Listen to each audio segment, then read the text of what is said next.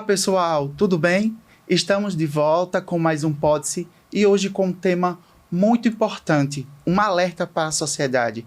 Nós vamos falar sobre a dengue. E para isso eu vim com um especialista, um médico, né? O diretor de Vigilância em Saúde da Secretaria de Estado de Sergipe, aqui do nosso Sergipe. Ele que vem nesse combate ao mosquito da dengue, a dengue, e vai nos explicar quais são as ações que o Estado vem fazendo, que o nosso governo vem fazendo para combater esse, vamos dizer, esse monstrinho que é o mosquito da dengue. Tudo bem, doutor Marcos Aurélio, né? Eu falei quem o senhor era, mas não disse o nome. Doutor Marcos Aurélio Góes, ele é médico e vai nos falar sobre a dengue. Sergipe está em alerta. Olá, Saulo. Olá a todos. Realmente a gente vive em alerta com a dengue desde a década de 1980. Então, desde que a gente começou a ter epidemias de dengue, surtos de dengue, casos de dengue, óbitos por dengue, o Serviço de Saúde Pública, secretarias estaduais, secretarias municipais, precisaram viver em alerta com planos de contingência. Então, todo ano a gente vive com um plano de contingência para dengue e, de acordo com aquele momento do plano de contingência, a gente vai ter ações diferenciadas. O que quer dizer isso? A gente vê todo dia na imprensa nacional vários estados, várias cidades aí, inclusive a capital do país, apresentando epidemia ou surto de dengue. Então, a gente tem visto isso aí na imprensa diariamente. Mas isso não se dá em todo o território nacional. Os momentos de transmissão são diferentes. Então, a gente tem estados e municípios no país que já estão vivendo a epidemia, então já estão no momento aí de controle maior, e a gente está no momento de alerta, que esse alerta é esse monitoramento dia a dia de casos para a gente conseguir estar orientando aí a população.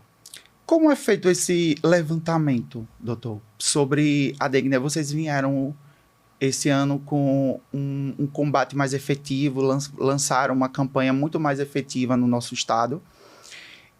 Mas eu queria explicar ao nosso público como é feito esse levantamento. Então, a dengue, a doença, ela é uma doença de notificação compulsória. Então, a gente trabalha no controle do vetor, Então, como você falou no começo, o importante é que esse mosquito não nasça, Então, a gente tem...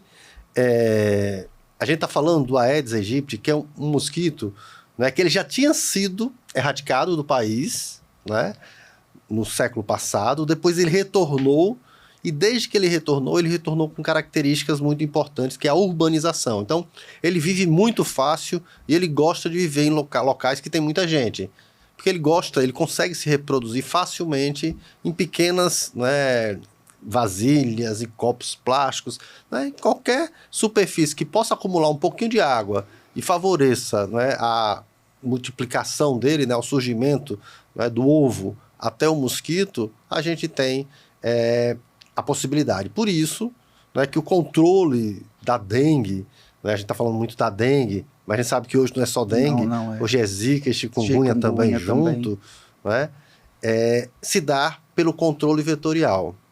Então, sim, esse é o principal ponto. Do ponto de vista da saúde pública, existem os agentes de endemias, que estão em todo o território e que são responsáveis por aquela visita no domicílio da gente, para checar ali se encontra algum ponto. E além de encontrar algum ponto e destruir aquele ponto de acúmulo de líquido, de água, é fundamental que essa ação também seja educativa. Que a pessoa que mora ali também aprenda a identificar esses locais de risco. Porque o serviço do agente vai uma vez por mês ou até mais do que isso, de 2 em 2 meses. Isso não é suficiente para controlar a dengue. Antigamente nós tínhamos mecanismos, como o fumacê. Hoje em dia nós avançamos bastante. Temos até mosquitos, que fazem esse papel de intruso aí para os outros mosquitinhos da dengue. O melhor controle... Como é que faz isso aqui em Sergipe? Desculpe, cortei. Então, o melhor controle que tem é destruir os focos, é não permitir que tenha foco, esse é o principal. Só que a gente tem visto que há necessidade de novas tecnologias, né? Então, essas novas tecnologias têm surgido aí para tentar melhorar esse controle, pelo menos ter um controle do vetor. O carro fumacê, né, que é tão conhecido e que a população gosta muito até, porque ele mata muriçoca também, né? Então cria na população uma sensação de segurança. Mas o carro fumacê ele tem suas limitações. Ele deve ser utilizado de forma complementar. A melhor ação que tem, né, são aqueles agentes que às vezes estão com aquelas bombas intercostais, né, que eles conseguem estar colocando veneno, né, em lugares que o carro fumacê não consegue alcançar. Né? Porque o carro fumacê tem essa limitação, ele tem que partir ali nas primeiras horas da manhã e no finalzinho da tarde, e é importante que as pessoas estejam com as portas e janelas abertas para que aquele vapor consiga entrar. É importante, né, que as crianças não estejam respirando também por ali, naquele ar, que não tenha muita gente circulando no momento, para evitar a toxicidade, né? É um veneno que está matando o mosquito. Por isso que a gente sempre diz, o carro fumacê de forma complementar. Quando a gente vê que tem um aumento dos índices, e esse aumento dos índices se dá pela coleta, né, por levantamento que se faz desse índice no trabalho dos agentes, que é o que a gente chama de lira, né, que aí com esse lira de vez em quando sai, aquela região é de alto risco, né, é de médio risco, é de baixo risco. Por quê? Porque encontrou muita larva naquela região, então aquela região passa a ser de alto risco, né? Então há necessidade de ter uma intensificação das ações. Mas, além disso, a gente já tem várias outras, né, metodologias que não estão utilizadas de forma universal ainda, né, mas a gente tem, né, mosquitos, né, que são contaminados por bactéria e, com isso, né, ele fica estéril, né, então ele não faz, né, ele propicia que a gente não tenha uma replicação dos vetores. Sergipe utiliza dessa técnica? Ainda não, né? Então tem sido muito discutido isso junto ao Ministério da Saúde para ver em que localidades isso tem efeito, né? Esse efeito tem sido visto, né, nos estudos, principalmente a Fiocruz, que estuda muito, né? Em áreas muito metropolitanas, porque aí você consegue ter esse efeito mais visível, mas assim, são coisas que a gente tem, né, no SUS discutido bastante com o Ministério para ver se a gente consegue incorporar outras formas de controle desse vetor. Existem também árvores, né, plantas que evitam que o mosquito se...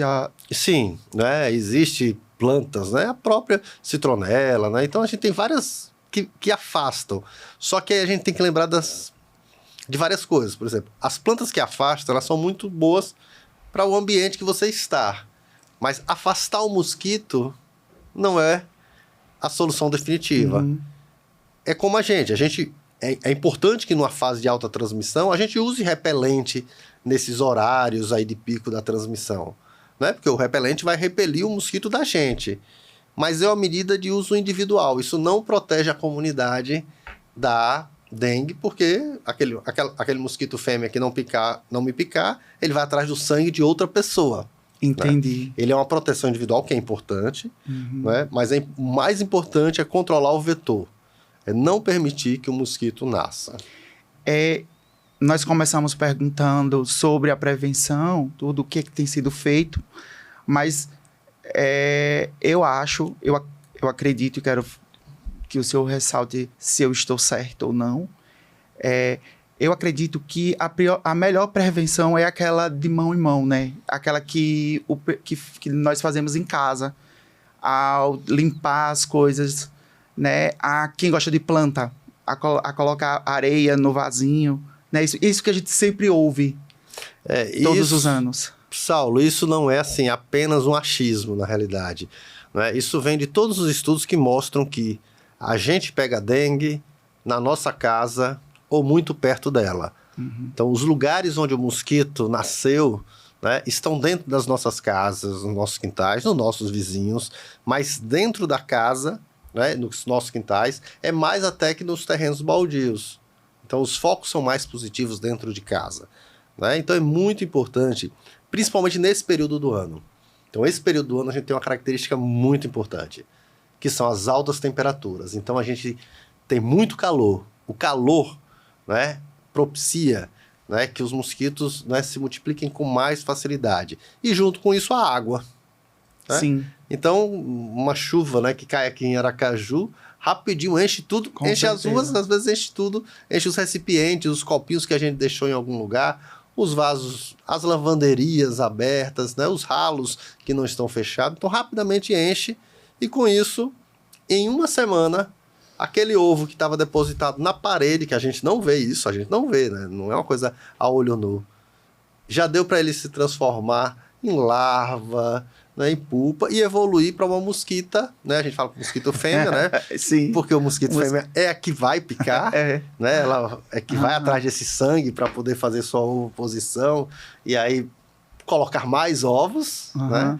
Então, em uma semana ela consegue fazer esse ciclo. Às vezes esse ciclo demora um ano, quando as condições ambientais não são propícias. Mas no nosso tempo aqui, né, nas nossas condições climáticas, em uma semana o mosquito sai de ovo a estar picando a gente, né? A poder estar picando. Eu acho que o pessoal de casa, assim como eu, também quer saber o que fazer quando o vizinho tem um terreno, abandonou um terreno, tá lá baldio, né? Sem ninguém, tá lá, tem água parada, limpa. O que fazer nesses casos? Então, a primeira coisa é denunciar a Secretaria, né, Municipal de Saúde, ao agente de endemias, né? Porque aí, a partir das tentativas, é claro, a gente tem uma questão de legislação que vai mudando, né? Sim. Tem municípios que já têm uma legislação muito bem organizada para isso, né? E com isso eles conseguem, né, tá entrando no, né, após ter comunicado, né, não ter tido sucesso nessa comunicação com o proprietário, poder estar entrando e destruindo os focos. Então, isso é muito importante, né, que os municípios que não têm, que façam a sua regulamentação, né, para que a gente garanta, né, que possa ser cuidado. Porque, é claro, a gente fala muito da nossa casa, da casa né, do nosso cuidado, do nosso território, mas, é claro, a gente sabe que tem ambientes aqui onde a gente tem, né, pessoas casas de veraneio, ou terrenos baldios, casas abandonadas, né? Às vezes aqui, até no nosso centro, né? Muita casa antiga, abandonada, e que pode estar cheia ali de locais onde acumula água. Tá aí algo muito importante, nós estamos em um ano eleitoral. Tá aí a gente verificar se o nosso município tem uma legislação própria para combater esse tipo de doença, né? Claro que ninguém vai invadir uma casa. E para isso, a gente precisaria de uma autorização judicial, por exemplo. E uma lei facilitaria isso, né? Então, é bom observar se nossos legisladores estão pensando nisso, né? Porque é importante também você cuidar do seu bairro, ver se seus vizinhos também estão tratando isso com respeito ao seu vizinho, né? Aos outros, ao ser humano, não é isso? Sim, e é muito importante, porque a gente entende também, né, que a dengue e as arboviroses de maneira geral, né, apesar de ser tratado como um importante problema de saúde pública, né, de saúde coletiva, não é só um problema de saúde, né? Ele é um problema que mexe com a urbanização da cidade, com as questões jurídicas também, né? Então é um problema da sociedade, não é um problema da saúde, né? Da Secretaria de Saúde, do diretor de vigilância em saúde. Não. Ele é um problema de todos nós, das escolas, né? Para que melhores parceiros, né, no combate à dengue do que as escolas? Isso e a principal investida, né, atualmente são nas escolas. A gente vê o governo federal trabalhando em escolas, um movimento para educar. Sim, as pessoas. Porque a gente tem pessoas ali, né, que estão em formação e que podem fazer, né, ter sentido aquilo. Né? Sentir, né, conhecer a biologia daquele agente infeccioso, como controlá-lo. E são grandes parceiros, né? Porque as crianças, adolescentes, né, bem instruídos podem ser ótimos educadores para os seus pais também, podem ser pessoas que cobram também do poder público, né? A gente está falando de vários municípios aí em todo o país, então é importante que o munícipe também, o cidadão, esteja bem informado para poder cobrar que essas ações sejam feitas no seu território. No último levantamento feito pela Secretaria de Saúde, nós tivemos a informação que 26 municípios sergipanos estão em baixo risco, 45 em médio risco e 4 em alto risco. E esses 4 são populações, tem uma população bem elevada, assim, né? Aracaju, Então, quando a gente... Socorro, né? Sim, quando a gente pensa nessa questão do risco, é aquele levantamento que eu falei. É aquele levantamento que se faz, né, no município para tentar identificar áreas onde encontrou a larva. Né? Então, a gente teve esse levantamento logo no começo do ano. Agora, no comecinho, né, aí a gente vai ter mais um outro levantamento desse para a gente comparar. Né? Então, a gente faz 6 levantamentos desse aí durante o ano para estar comparando e vendo se aquelas áreas que tinham risco, é o risco de ter o mosquito, né? E junto com isso a gente começa, né, a também considerar o risco de casos. Né? Tem áreas que estão tendo casos, porque também às vezes a gente tem lugares onde começa a ter caso e, por algum motivo, os agentes de endemias não encontraram o mosquito, a larva. Entendi. Então, quando acontece isso, né, a gente vai, junto com a supervisão, rever aquele processo para ver se, né, essa busca da larva não está equivocada, né, o que aconteceu que não foi conseguido identificar e está tendo casos, né? Até por isso que é fundamental que nós recebamos, né, o agente de saúde, né, direitinho, porque tem gente que tem um probleminha em atender gente em casa. Eu sei que as coisas estão difíceis no mundo, mas tem que deixá-los entrar, porque eles estão fazendo um trabalho incrível. São agentes de saúde. Minha mãe é agente de saúde. E eu sei que eles fazem um trabalho incrível e de suma importância para a sociedade. E muitos são conhecidos, né? Assim, a gente, se tem dúvida, né, chama o supervisor do agente, né? Se alguém tem dúvida, que a gente sabe que realmente algumas pessoas, principalmente quem é novo no território, né, quem já tá quem mora há muito tempo em uma certa residência, às vezes já conhece, né, toda aquela rotina, porque de forma rotineira eles aparecem ali. Nas grandes cidades tem um pouquinho de receio, né, de receber os agentes de saúde. Sim, por isso que é importante que eles estejam identificados, né? E que em caso de dúvida ligue para a secretaria, ligue para identificar, né? Que eles sejam identificados com o nome para você poder checar. Em caso de condomínio, como é essa situação, como fica? Então, geralmente o serviço no condomínio, né? Ele acontece, né, com a equipe. É normal. É normal, né? Há todo atendimento. Só que no condomínio a gente está falando de um vetor, né, que ele voa abaixo, né? Geralmente na gente aqui, ele voa da cintura para baixo, né? Sim. É claro que a gente pode encontrar mosquitos no 7º andar, às vezes no 10º andar, porque ele vai pela calça da gente. Ele só não aperta mas só pro elevador. Sobe no elevador. Tem essa brincadeira, né? Mas sobe, né? Porque ele vai junto com a gente, assim. Às vezes pode ter aquele vento que ele leva, né, mosquitos para algum lugar. Sim, claro. Mas não é o habitat normal deles, né? Então a gente está falando que esse serviço ele vai se dar no térreo, né? E naqueles locais ainda que acumulam, né? Às vezes naquele primeiro andar onde você tem recipientes, né? Então... Março. Tem muita gente que acredita que o mês de março é um mês crítico, assim, para dengue. Isso é mito? Então, o que é importante, Saulo? Tem doenças, as doenças infecciosas, né? As doenças, algumas têm características, né? E uma característica que a dengue tem, assim como a gripe também tem, é a sazonalidade, né? A sazonalidade significa, em algumas estações do ano, há uma facilidade na multiplicação daquele vetor, né? Entendi. A sazonalidade não é só pela estação do ano, são pelas condições climáticas. Então, para a gente, né, a gente começa realmente a aumentar a temperatura e chuva, né? Então, começa a ter um ambiente propício ao crescimento, aí, à multiplicação do vetor. Então, se a gente fosse pensar assim, numa curva, todo ano, mesmo sem epidemia, mesmo sem surto, todo ano a dengue faz isso no primeiro semestre.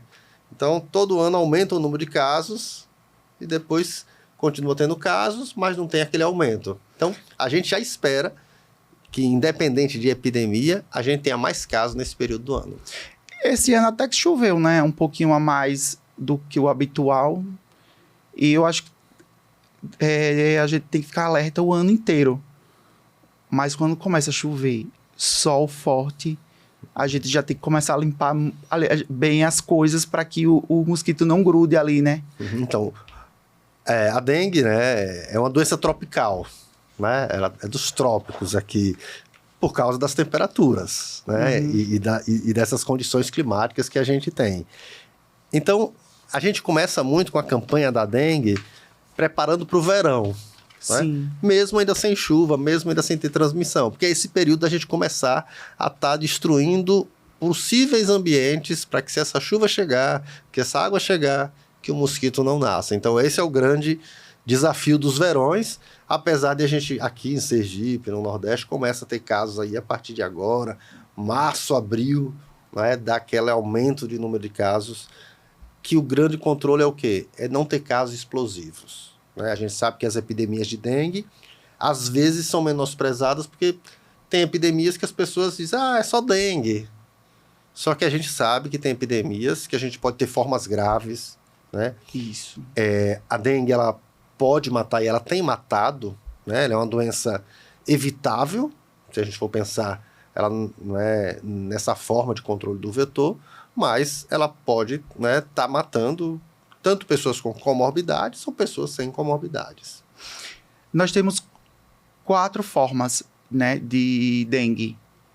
Né, isso 4, eu vou usar as palavras que, como eu acho que devem ser ditas, mas você me corrigiu como técnico.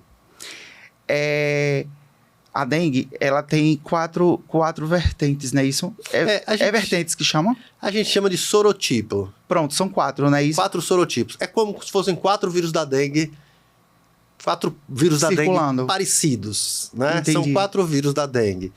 Isso é importante. Chikungunya, a gente tem um vírus do chikungunya.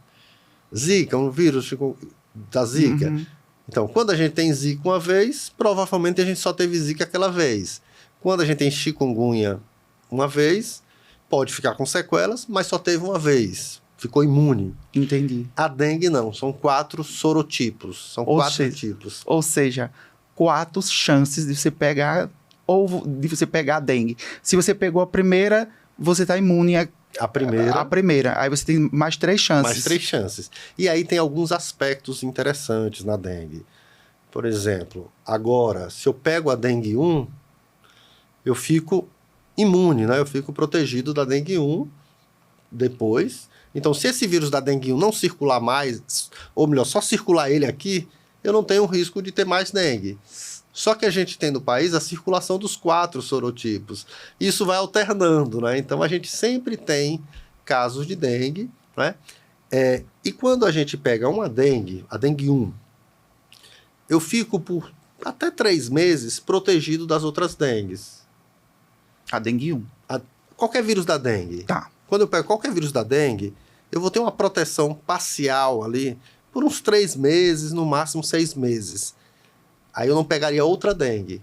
Mas depois desse período, né, eu posso ter formas mais graves por já ter tido dengue.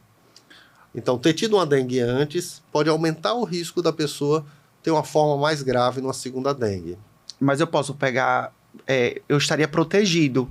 Mas isso é totalmente... Ou eu poderia, sim, contrair outro tipo de vírus nesses 6 meses? Então, nesses 6 meses, a gente tem de 3... É uma 3 chance. é o mais seguro, mas 3 a 6 meses, a gente tem anticorpos, assim, que evita a dengue, né? Tá. Mas depois disso, na realidade, até aumenta o risco se a gente for infectado por outro tipo de vírus da dengue. Entendi. Porque o nosso organismo, né, ele prepara uma resposta exagerada, e com essa resposta exagerada, né, que eu acho que a gente pode conversar um pouquinho sobre a gravidade dos casos de dengue. Sim, é o que eu vou... Aí acaba tendo essas complicações aí que a dengue traz.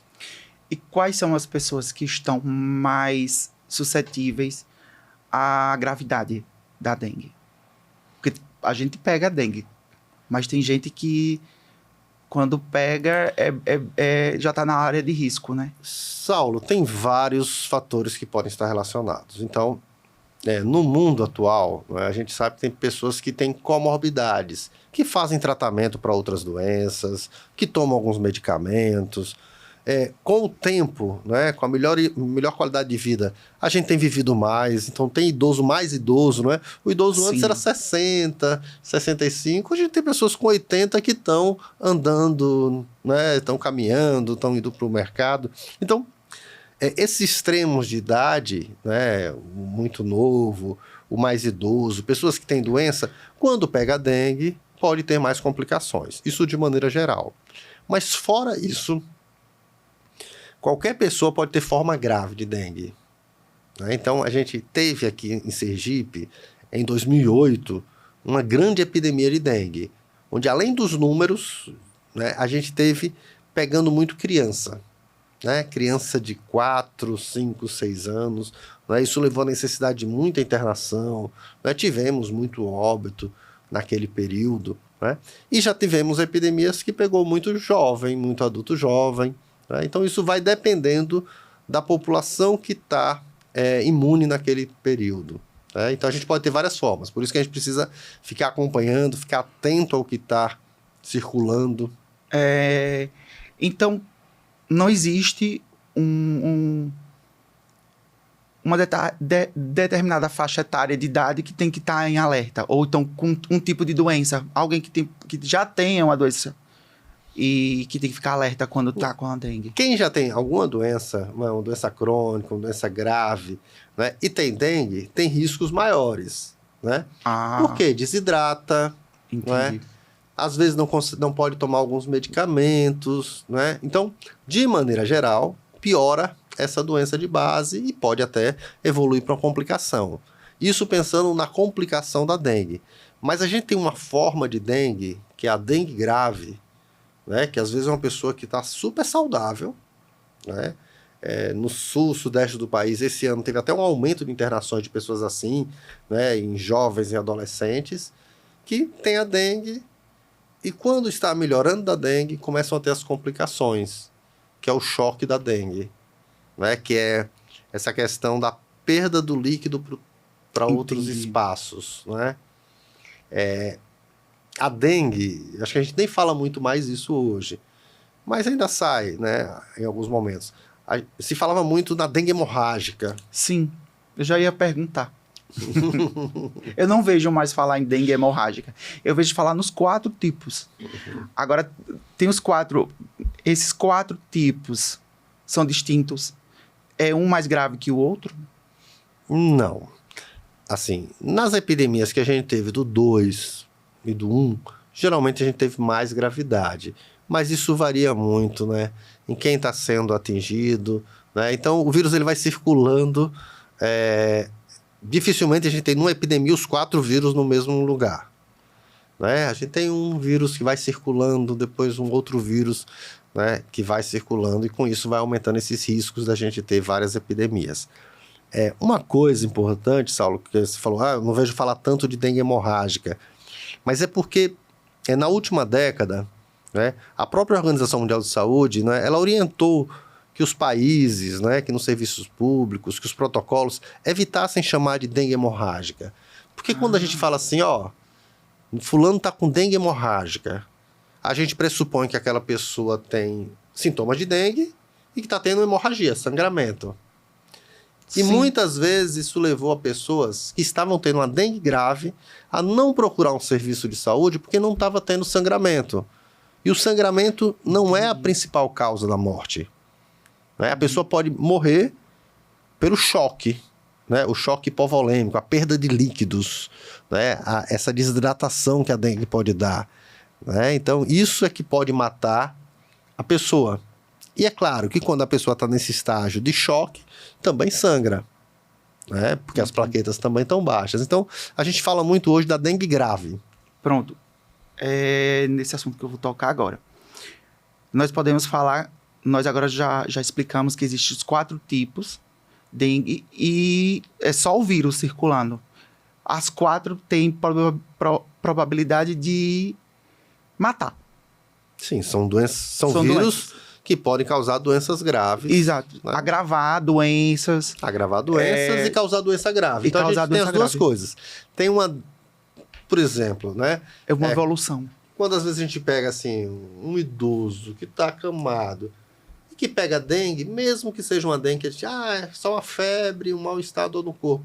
Tudo aquilo junto com a doença de base pode fazer com que ele agrave e acabe, né, indo a óbito. Nós temos dois sintomas. O sintoma da dengue no início e o sintoma da dengue que está evoluindo para uma forma mais grave. Seria isso? Sim, a gente tem, não é? O que é que a gente suspeita alguém que está com dengue, né? É tanta virose, né? Tanta coisa que a gente diz, o que é dengue, né?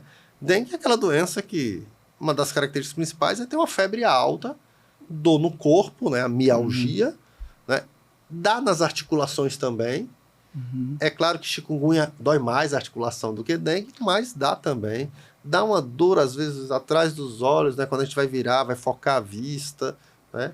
Então, isso é a dengue clássica, né? Como se diz, são sintomas clássicos. E, às vezes, essa doença aí vai durar uns 3, 5, 7 dias, né?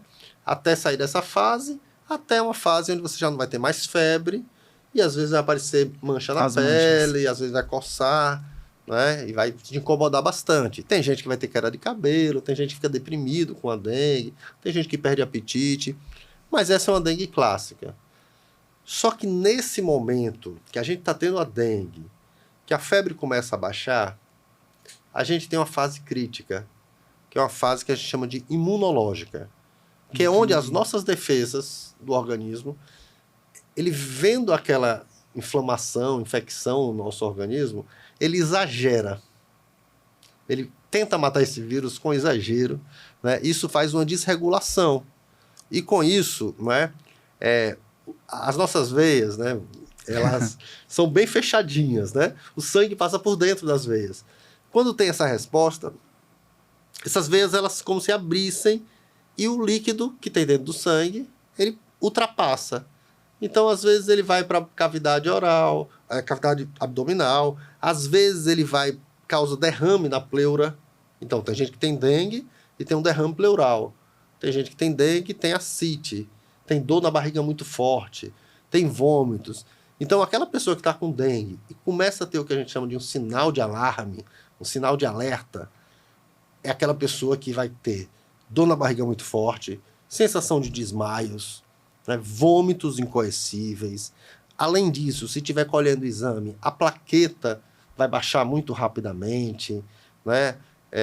Alguns exames, como o hematócrito, que é um exame lá que mede a concentração do sangue, vai estar elevado, a pressão baixa, né? Então, esses sinais, eles são de alarme, de alerta, e tanto a pessoa como o profissional de saúde deve saber que essa pessoa está numa fase crítica.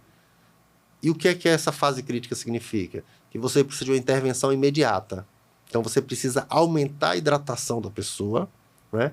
Nessa fase, uma hidratação venosa, porque essa inflamação toda, ela acontece em 24, 48 horas. Se a gente consegue deixar a pessoa sobreviver bem nessas 24, 48 horas, o organismo passa a se recuperar tranquilamente nos próximos dias e a pessoa não complica e não morre. Então, o nosso desafio é reconhecer esse momento que a pessoa está saindo da fase para a fase de gravidade. Por que as pessoas às vezes morrem de dengue? Porque chega tarde. Ou porque essa fase não é reconhecida por quem está avaliando. Porque cada corpo também se manifesta de uma forma, aí dificulta, né? Sim, às vezes eu posso dizer, eu tô com dengue, mas eu tô meio tonto, tô vomitando muito, vou deixar para ir amanhã no pronto-socorro.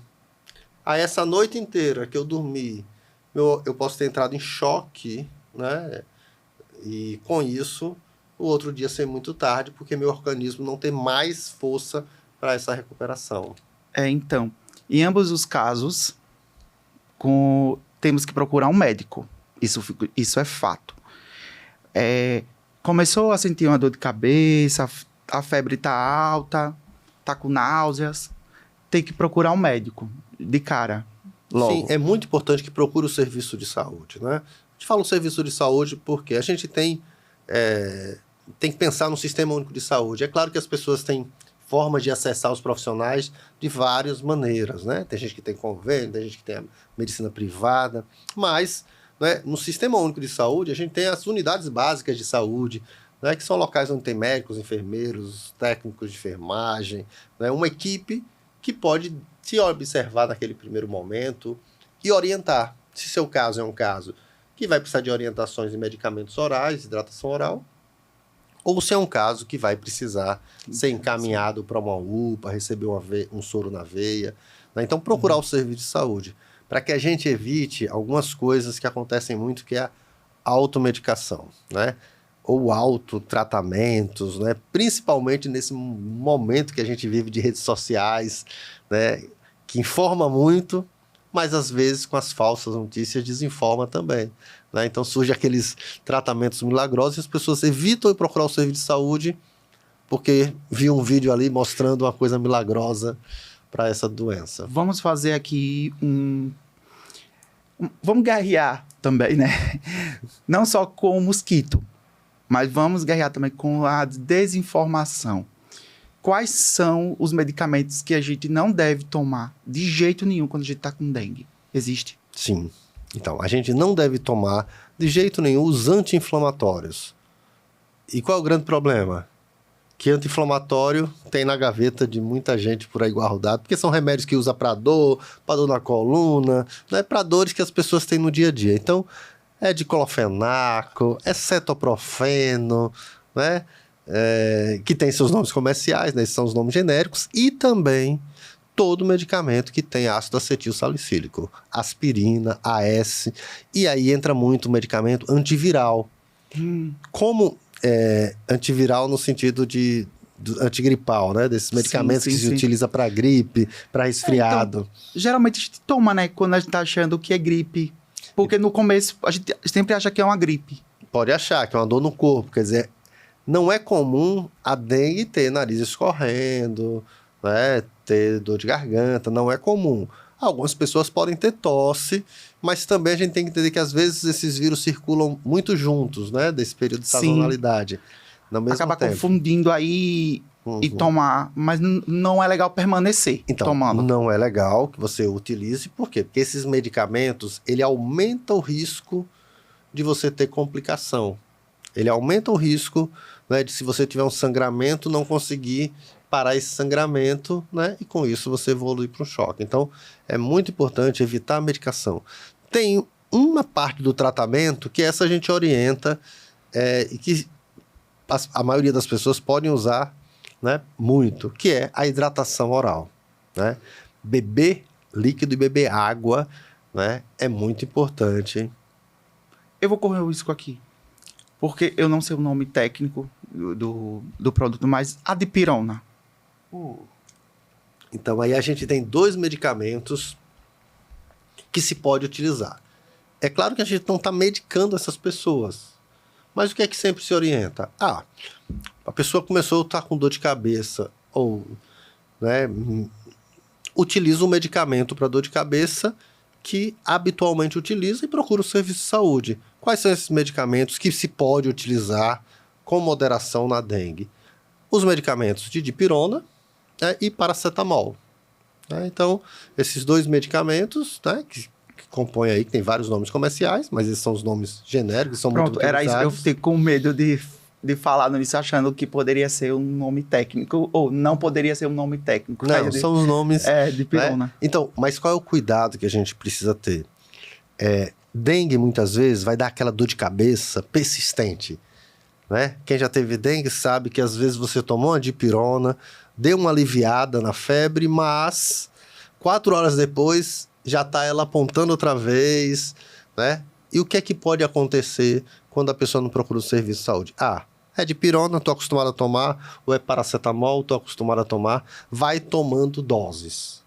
A dipirona, em doses altas, pode levar a tontura, baixar pressão, mal-estar. E o paracetamol, né, em doses altas, pode causar lesão hepática grave, lesão no fígado muito grave. Então, por isso que mesmo esses medicamentos que a gente utiliza, é importante que seja sob orientação médica, né? Para ver o distanciamento que tem que utilizar. Olha, tem que respeitar ali de 6 em 6 horas. E olha que não é só no caso da dengue, né? Sim, né? Às vezes você está com a dor e vai tomando. Quando vê, a gente chega na urgência recebendo pessoas, né, que por um medicamento simples, comum, de fácil acesso, acaba tendo uma toxicidade. A automedicação é um problema sério hoje. Sim, e a gente vai acumulando medicamentos, né? E além dos medicamentos, às vezes a gente utiliza também alguns produtos, né, que são vendidos, vitaminas, e que isso tudo vai juntando aí e que pode, né, se não tiver um controle, trazer toxicidade. Vamos lá. Eu já estou com dengue. Deus me livre. O que eu devo fazer em casa? Então é muito importante. Às vezes a gente, quando está com dengue, né, eu vou falar de vários... Vamos falar da doença. Assim, a pessoa está com dengue. Sim. Começa a se hidratar. Né? Ah, eu não tenho vontade para nada, estou cansada, eu quero ficar deitadinho o tempo todo. Mas tem que se hidratar. E o que é hidratar? A gente fala que as pessoas, né? Vamos falar do adulto, que é mais fácil. Ah, tem que tomar 2,5 litros de água por dia. Sim. Mas isso é o nosso normal. Né? Então, se a gente está com dengue, a gente está falando aí de aproximadamente 5 litros de líquido por dia. Ah, mas eu não aguento tomar uma garrafa de água. Não, não é para tomar também. E quando a gente toma tudo de uma vez só, isso propicia que a gente vomite, né? Urine logo, né? E não se hidrate. Então, toda hora, um copinho, divide aquela água durante o tempo ali. Soro de reidratação ajuda. O que não é bom? Refrigerantes. Então eu já ia falar. E bebida alcoólica, né? Eu ia falar. Porque tem gente que diz, não, eu não vou beber água, mas eu vou tomar um suco. Então, os sucos ajudam, mas precisa ter um componente ali de água. Por isso que é importante. Soro de reidratação, né, também precisa, né, para você manter, né, seus eletrólitos, né, normais ali durante esse período. Porque o grande objetivo é que, se você estiver entrando numa fase de choque, que o seu organismo já esteja fazendo essa reposição. É um tratamento muito simples. A dengue, assim, eu acho que isso é o que perturba muita gente, né, que às vezes a gente quer achar algum tipo de tratamento mais milagroso, é que o tratamento é muito simples. Né? Os medicamentos são muito simples para ele. Até por isso não há tanta pesquisa em termos de tratamento de droga, né, de medicamento para combater a doença dengue. Porque o tratamento é conhecido. E esse tratamento ele depende muito desse cuidado, dessa observação, desse acompanhamento da pessoa. Né? Algumas pessoas com 24, 48 horas já vão estar bem. Né? Tem gente que não, tem gente que vai estar prostrado. Por exemplo, se você tem uma criança, né, vamos lá, de 3 anos, tá com dengue, primeiro dia, febre, os pais se preocupam muito com a febre, né? A febre alta, choroso, irritado. Vamos lá, leva para o médico. Aí criança, então, precisa ser avaliado, porque criança não é um adulto pequenininho.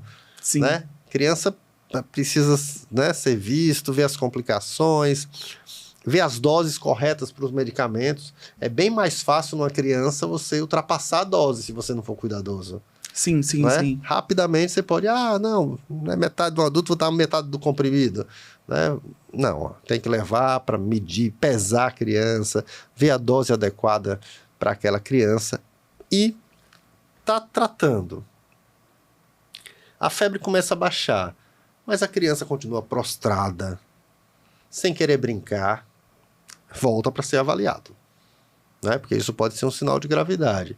Porque criança a gente sabe que baixou a febre, né, já está voltando a pular, a brincar, a tá fazendo suas atividades normalmente. Então, a criança que baixa a febre e continua muito prostrada, né, precisa ser reavaliada.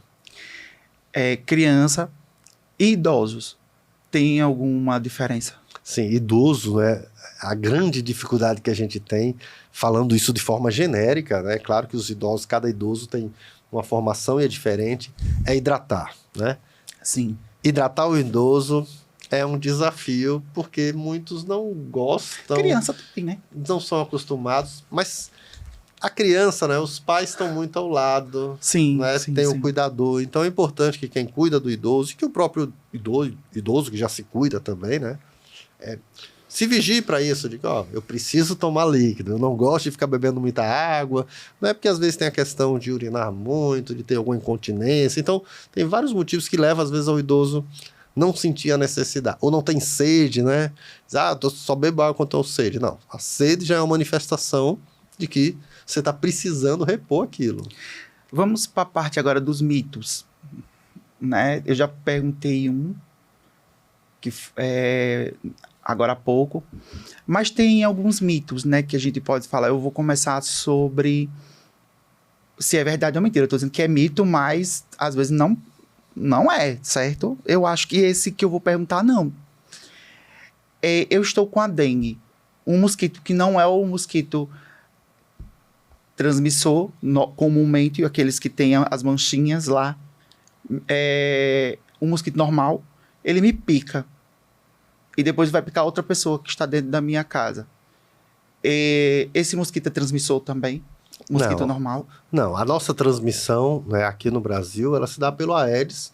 Só. O Aedes aegypti, tem uma outra espécie de Aedes também, o Albopictus, mas ele é um pouco mais rural, em áreas mais então silvestre. Isso é mito, né? Então só o mosquito, né, o Aedes aegypti, é que transmite o vírus da dengue aqui. A gente tá falando da dengue, mas assim, quando a gente tem isso, chikungunya, o Zika vírus, né, tem uma particularidade, ele é transmitido pelo vetor, pelo Aedes, mas o Zika vírus também pode ter a transmissão sexual, né? Então, quem é infectado, por exemplo, se eu estou infectado, não é doente com Zika vírus, se eu vou ter uma relação, eu posso transmitir, uma relação sexual, eu posso transmitir o vírus também, porque ele também passa pelo sêmen. É uma diferença entre a dengue e... Essa é uma das formas diferentes de transmissão, né? Certo. Então vamos lá, já aproveitando essa deixa, qual a diferença da dengue, da chikungunya e Zika vírus. Do Zika vírus. Né? Então, os três são três arboviroses. Por muito tempo, a gente ficou com dengue. Só dengue, os 4 tipos de vírus da dengue, né? E aí, em 2005, 2006, a gente teve a introdução desses 2 outros vírus aí, né? Zika vírus, quando ele foi descrito pela primeira vez no mundo aí, ele era considerado, né, uma dengue leve. O Zika. Nossa. Por quê? Porque a gente teve aqui também, em 2006, né, 2016, desculpa, um surto, né, de Zika vírus. Sim. Que o que é que dava nas pessoas? Um pouco de dor no corpo e mancha na pele. E pouca febre. Então ele era chamado de uma dengue fraca. E há vários surtos no mundo que isso foi denominado, né? Até que se descobriu que isso é o vírus da Zika vírus. Então, por muito tempo ele foi menosprezado como uma doença. Entendi. Só que ele traz uma grande consequência, que é a gestante infectada... Microcefalia. Traz uma malformação congênita e a microcefalia. Então, tudo isso coisa, né, desse século aí, que se conheceu isso, que se viveu, né, essa tragédia. Então, o Zika, apesar de ser uma doença aparentemente mais branda e que não está relacionada ao óbito do adulto, né, mas está muito relacionada ao abortamento e às malformações congênitas. Chikungunya é uma doença também muito febril, né, que dá muita dor no corpo, mas a característica principal é a dor nas articulações, né? Então, chikungunya dá muita dor na junta, que, como a dengue, tem aquela fase aguda, assim, uns 7 a 10 dias de febre, mal-estar, né? Depois desse período, para a doença um pouco, mas aquelas juntas que foram acometidas, né, aquelas articulações, elas podem continuar doendo de vez em quando. Pronto, era isso que... Aí ela cronifica, né? Isso é mais comum nas pessoas acima de 45 anos, né? Entendi. Nos idosos, principalmente, né? E tem gente que fica com sequela pro resto da vida. Deformidade, né? Evolui até com deformidades, né? Porque as articulações... Deformidade, falei porque fica parecendo com uma artrite reumatoide, né? Tem pessoas que ficam...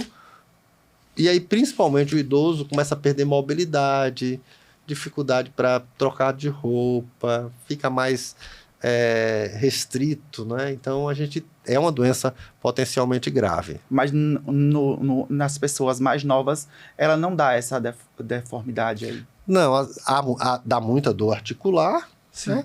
Mas geralmente, né, após esses 7, 10 dias de doença, né, pode ficar uma articulação ali até uns 90 dias no máximo, doendo ainda um pouco, mas a recuperação ela é melhor. Eu vejo relatos de pessoas que sentem dor depois de 7 anos que contraíram.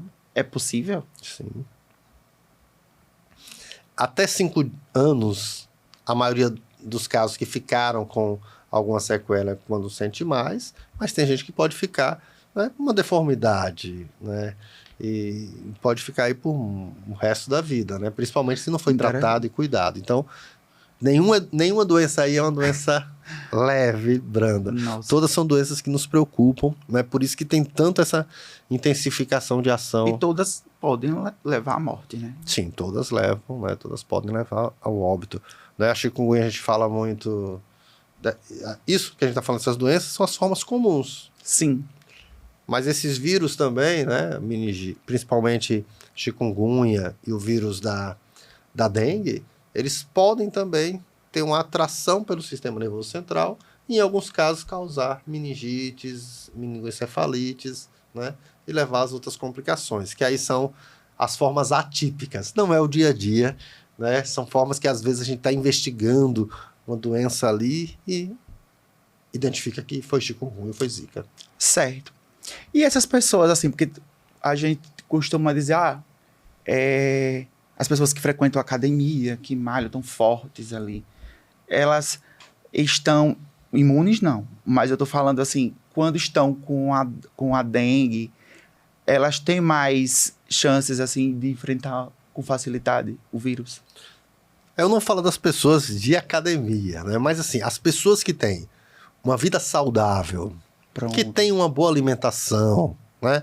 Uma boa hidratação e um bom cuidado, né? Com a saúde de maneira geral, que suas doenças estão controladas, têm uma melhor resposta às infecções.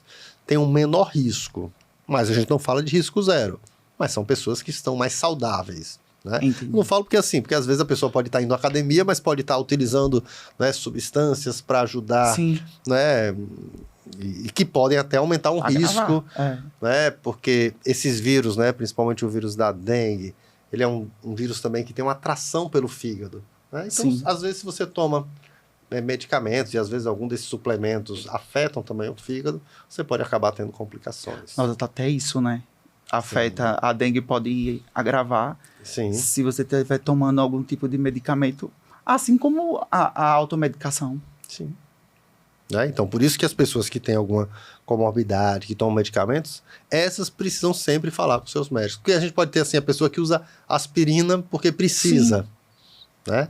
Então, aquela pessoa que usa aspirina, ela vai ser aconselhada naqueles dias parar de usar, mas é claro que ela já vinha usando. E o que é que vai precisar fazer? Um monitoramento maior. Porque tá no sangue, né?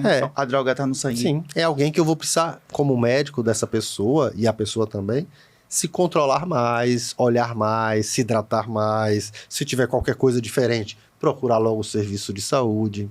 Até porque, se tem gente que já tem outras doenças, que já vem tomando outro tipo de medicamento, que também vão ter que ser observadas com maior cuidado.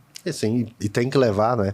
É importantíssimo, né? Que ao procurar o serviço de saúde, diga o que você usa, né? Que medicamentos você usa, que problemas você tem, né? Porque são fatores que podem, sim, né, interferir no tratamento. Então, fica o alerta, né, gente? Tem que se hidratar, beber muita água. Não a água que a gente bebe diariamente, né? Como o doutor bem falou, que é o 2,5 litros, né? Nós temos que beber muita água. E com dengue, beber mais água ainda. E não se automedicar e procurar um pronto-socorro mais próximo para saber o que está acontecendo, se realmente é a dengue. Bom, faltou falar alguma coisa que o senhor queira alertar para a população?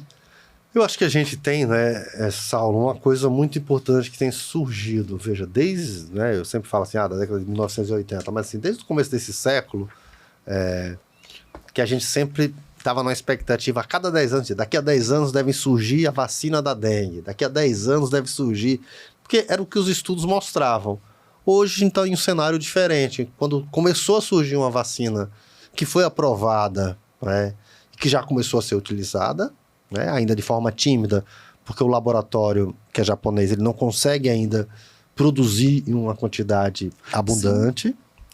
Mas temos também, aqui, né, no Brasil também, sendo produzido e saindo, né, estudos mostrando que tem uma vacina também, né, do Butantan, que está, né, encaminhando para isso também. Então, temos coisas que devem estar surgindo nos próximos anos e que a gente vai ter um impacto também, né, da presença das vacinas protegendo a população, né? Então, é uma coisa importante, né? Nesse momento, o uso da vacina, ela não controla o surto, né? Na realidade, ela começou a ser comprada, né, pelo país e tem sido entregue já para alguns locais onde está tendo maior risco, mas começando a ser utilizada numa população ali de 10, 11 anos, quer dizer, mas é só o começo, né? A gente vai ter impacto disso nos próximos anos, quando a gente começar a vacinar mais gente, né? Quando a gente conseguir produzir aqui no Brasil também, né? Para cobrir toda a nossa população. São 16 estados, né, que estão usando, se eu não estiver enganado, são 16 estados que estão utilizando essa medicação. Em Sergipe? Mas a vacina, quando ela foi, começou a ser distribuída, né, foram usados alguns critérios. Então, primeiro era ser uma área metropolitana. Então, quando a gente fala do estado, não é o estado que está utilizando. É uma cidade, outra cidade ali, né, que tem mais de 100 mil habitantes e que, no último ano, passou por um aumento de casos de dengue com internações, né? Então, utilizando esses critérios, porque se fosse utilizar a vacina, né, que recebeu para o país inteiro, não daria para vacinar nenhuma faixa etária. Então, fez essa opção, né?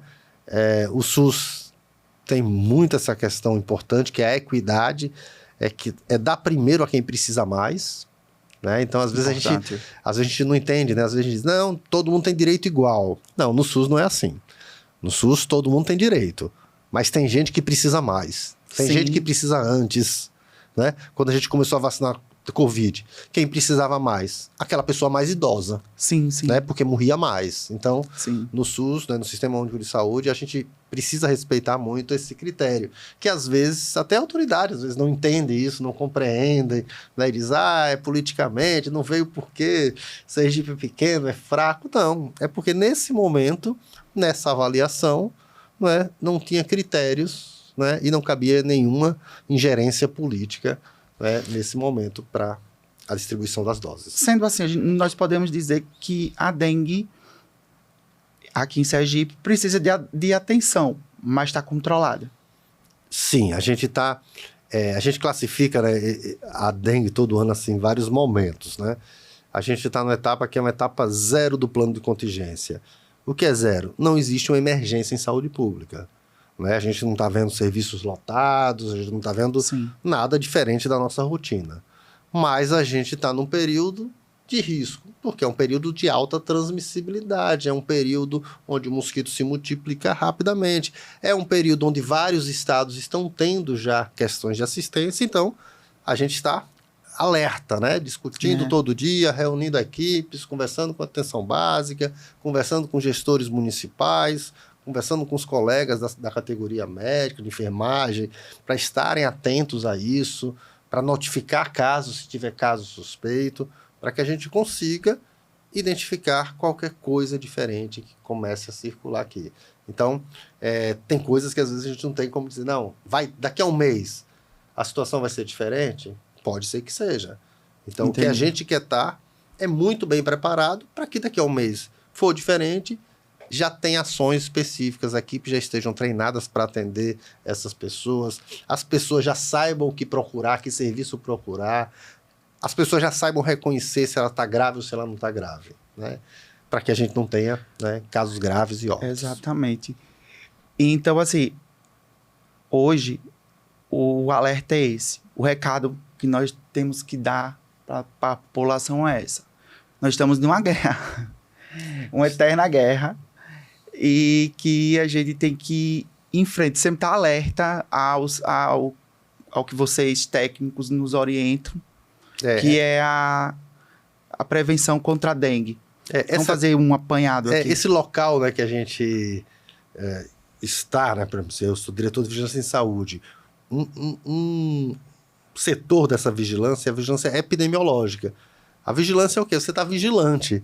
Né? Quer dizer, a gente às vezes só é visto, só aparece, não é? Só discute quando a gente está numa epidemia. Sim. Mas muita coisa é feita, né, durante todo o ano, durante todo o período, né, para que não existam as epidemias, né, para que a situação fique de controle. Né?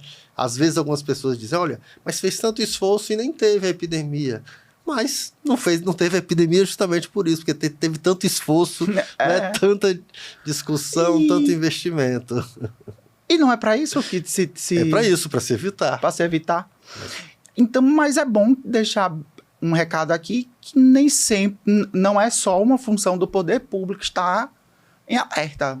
Toda a sociedade, toda a população tem que estar com o mesmo foco, o foco de vocês. O foco é nosso, né? Sim, e o grande alerta é esse, não é? A dengue, ela não consegue ser controlada apenas por gestores, né? Então, a gente precisa, né, e a gente trabalha nessa articulação, né, para que os gestores, o gestor estadual, os gestores municipais, né, estejam integrados e olhando para o seu território, identificando os riscos. Né? A gente sabe que tem locais diferentes. Apesar da dengue poder alcançar todos os lugares, todas as classes sociais, a gente sabe que tem áreas de risco, áreas que as pessoas acumulam mais água, às vezes porque precisa. Né? Sim, sim. Então, essas pessoas precisam ter orientações para fechar suas caixas d'água, né? Para armazenar com segurança a água que precisam para o seu consumo. Né? Então, o gestor tem que ter isso. Mas a população também tem que olhar para o seu território. Porque quem conhece o seu dia a dia, a sua comunidade, é a população. Com certeza. Né? Então, a gente precisa estar alerta. E, às vezes, quando a gente vê, né, no jornal, né, que de grande circulação, que está tendo epidemia, mas aqui não está assim não. Mas a gente não quer que chegue aquilo, né? A gente não precisa estar numa epidemia para sair na rua dizendo vamos destruir os criadouros. Não, a gente tem que destruir os criadouros antes, sim, para que a gente não viva na epidemia, né? Para que a gente não adoeça, que nossos parentes, nossos familiares, né, não morram por uma doença evitável. E nós estamos em um país imenso. Tem regiões que quase não se chega assim facilmente, né? É quase impossível que o poder público esteja presente em todo o território. A gente tem que ficar alerta com essas pessoas também. Tem gente que está numa área tão remota ali, a informação não chega. Por isso que existe até a importância do agente de saúde, porque eles sim estão ali próximo a essas pessoas. Então, assim, nós temos que estar em alerta sempre e trazer essas pessoas para cá, para que elas possam se cuidar também, deixar elas informadas quanto à prevenção, à dengue, não é isso? Sim, é isso, né? A gente precisa compartilhar a informação correta, né? Exato. Né? A boa informação, né? Porque a informação, ela protege, ela salva vidas, né? Às vezes a gente pensa assim, quem salva vidas é uma pessoa com dengue grave, ela não morre se tiver uma boa UTI. Sim. Mas na realidade, né, cada copinho que a gente desprezou, cada recipiente que a gente não deixou de acumular água ali, com certeza salvamos muito mais vidas, não é, do que uma vida de UTI, né? Prevenimos esse adoecimento. Vamos evitar jogar lixo em lugares que não são propícios, né? Porque o lixo não só traz dengue, né? Não é só criadouro da dengue. O lixo também e pode facilitar várias coisas, as enchentes, né? Nossa, aqui, então, qualquer aguinha enche, né, nossos ambientes. Exato. E se a gente tem lixo em lugares, né, isso facilita esse contato com germes, com bactérias. E também o acúmulo de lixo, o acúmulo de matéria orgânica, propicia também, né, o surgimento de insetos, de roedores, né, de aranhas, né, enfim, de animais peçonhentos. Se as pessoas fossem limpinhas... De animais peçonhentos que podem trazer um mal pra gente. Se as pessoas fossem limpinhas, fizessem suas obrigações, não jogassem coisas nos lugares que não deve, muita coisa já evitaria, né? Inclusive a dengue. E o criadouro desse mosquito aí, que a gente tem como se fosse um verdadeiro monstrinho que traz esse transtorno todo. Doutor, para finalizar, eu queria que o senhor dissesse assim, aonde as pessoas podem se informar aqui no estado. Na verdade, reforçar, né? Porque a gente já vem falando onde pode ir. Então, é muito importante, assim, informação, né? As redes sociais da Secretaria de Estado da Saúde, da Secretaria dos Municípios, né? Tem trabalhado muito com informação mais qualificada, né? Com pessoas que trabalham com comunicação ali, trazendo essa informação mais direta, né? Comunicando melhor com a população, né? Além disso, né? As unidades de saúde, né? Unidades básicas de saúde, principalmente, né? Onde você tem uma equipe interdisciplinar, multidisciplinar ali, que pode estar, né? Orientando, discutindo. O agente de endemias, que é uma pessoa essencial, né? No controle. A gente fala da dengue, mas de várias endemias, né? Sim. Que a gente tem outras endemias aqui, as esquistossomose, coisas que vivem com a gente aí desde o século passado. E, né, sites oficiais, né? Os sites do Ministério da Saúde também trazem muita informação boa, né? E nunca esperar receitas milagrosas, tá certo? Elas não existem. Se existissem fórmulas fáceis, podem acreditar que a gente estava aqui replicando-as, né? E não vendendo-as de forma a ganhar curtidas, né? Porque com certeza a gente tem que ir atrás de uma informação que nos proteja. Vamos frisar. Evite a desinformação. Evite divulgar conteúdos que não são propícios, conteúdos que você não sabe a procedência. Vamos evitar conteúdos que vêm pelas redes sociais de origem duvidosas, aqueles links, né? Isso eu vou frisar. Não só pode piorar a situação da dengue, mas pode também causar vários transtornos, como evitar, né, vários transtornos, sei lá, como cair em golpe, certo? E então, nada mais é do que cair em um golpe, né? Tomar medicamento que você não sabe de onde veio. É uma cilada isso, né, doutor? Então, assim, vamos evitar compartilhar links, porque eu quero frisar isso, porque a gente vê bastante pessoas caírem nesse tipo de armadilha na internet, principalmente pelo WhatsApp. Fica compartilhando, foi minha comadre que mandou, eu confio nela, então deixa eu clicar. Mas a comadre pode ter caído em um golpe e você não está sabendo ainda. Né? Ou aquela velha história, olha, não sei se é verdade, mas em todo caso vou compartilhar. Né? Cheque antes. Hoje é tão fácil de checar Vou também. tomar aquele chá que estão me mandando aqui, que me disseram que é bom para evitar a dengue. E aquela erva ali pode ser uma erva daninha, tá certo? Vamos evitar a desinformação, a fake news. Eu quero agradecer ao doutor Marco Aurélio por disponibilizar a horinha dele aqui para vir conversar com a gente. Quero agradecer a você de casa que está nos assistindo, nos ouvindo também. E quero pedir que vocês compartilhem esse conteúdo, ouça nas redes sociais. Estamos presentes no YouTube, no Spotify e acompanhe nosso canal pelas redes sociais. Procure Saulo Andrade, que vocês vão estar lá por dentro de tudo que está acontecendo aqui em Sergipe, no Nordeste e em todo o Brasil. Os principais assuntos mais aprofundados. Tá certo? Muito obrigado, doutor. Obrigado, Saulo. Foi muito bom estar aqui conversando com você, né? Estamos sempre à disposição também. Até logo. Até o próximo Pode-se.